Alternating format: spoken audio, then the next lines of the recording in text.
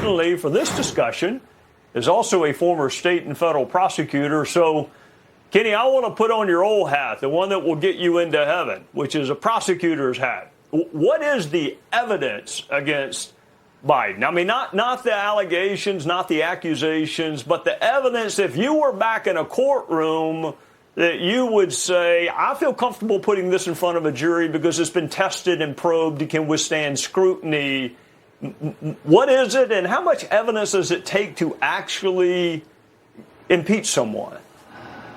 Well, Trey, first of all, you've got to figure out what you're charging before you start looking for the evidence. And in the case of impeachment, we're looking for treason, bribery, high crimes, or misdemeanors, and in this case, high crimes or misdemeanors. So the evidence is very strong against Hunter Biden. There is very little evidence that links Hunter Biden with Joe Biden.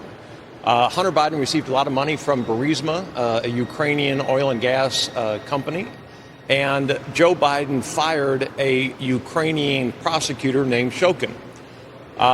The theory, I guess, is that the Burisma paid money to Hunter Biden so that Joe Biden would fire Shokin because Shokin was investigating Burisma. One, there is little to no evidence that Shokin was investigating Burisma. Two, Shokin was targeted by the European Union as well as our State Department to be fired because he was more corrupt than the people he was investigating. And three, there is very little evidence to no evidence that suggests that Hunter Biden actually shared the money he got with Joe Biden so that Joe Biden would do something, or that Joe Biden knew that Hunter Biden was getting money so that Joe Biden would take these acts. That's what has to be investigated, and I'm all for the investigation, not an inquiry with the label of impeachment. But we have three committees right now, the Oversight Committee, the Judiciary Committee, and the Ways and Means Committee, that are investigating Hunter Biden's activities. And they're doing a great job. They're uncovering a lot of good information. They just haven't found that link yet with Joe Biden. You know, Congressman, of all the colleagues I've served with, you may have made reference to the Constitution more than any other colleague. And I don't mean just like publicly when it like benefits people to make reference to the Constitution. I mean privately, too. I mean, it's something you take very, very seriously. Whether people agree with you or not, you take it very, very seriously. It seems like we have entered this era that if we can, we're going to impeach the president and the other party, and we're going to pay back people who have done us wrong in the past.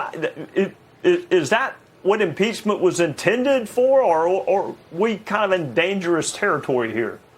I think we're in very dangerous territory, Trey, and one of the reasons we're in dangerous territory is there are a lot of issues that we need to be focused on. Inflation is out of control. We've got high interest rates. There's crime, and especially in the urban areas. Our border is a mess, and we need to fix that. And at a time when we need to pass a spending bill, and at a time when we need to have a continuing resolution until we get all of our spending bills, appropriations bills done, we're focused on an impeachment inquiry. It is the wrong thing at the wrong time, and I hope that Congress puts its big boy pants on and starts to focus on the real issues that Americans care about. Before I'll let you go, keeping your old prosecutor hat on, Hunter Biden was indicted 3 different counts. To summarize, lying on the application to purchase a firearm and possession of a firearm by a habitual drug user.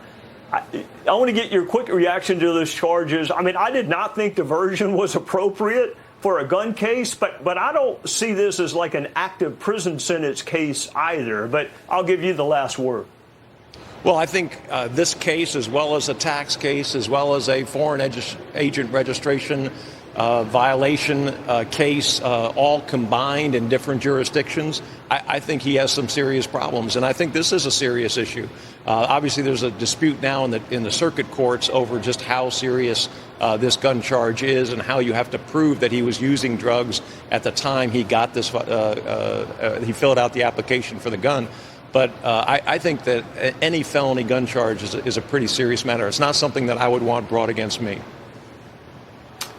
And it's not likely to be brought against a former state and federal prosecutor, Congressman Ken Buck from the great state of Colorado. As always, thank you for joining us on a Sunday night. Thank you.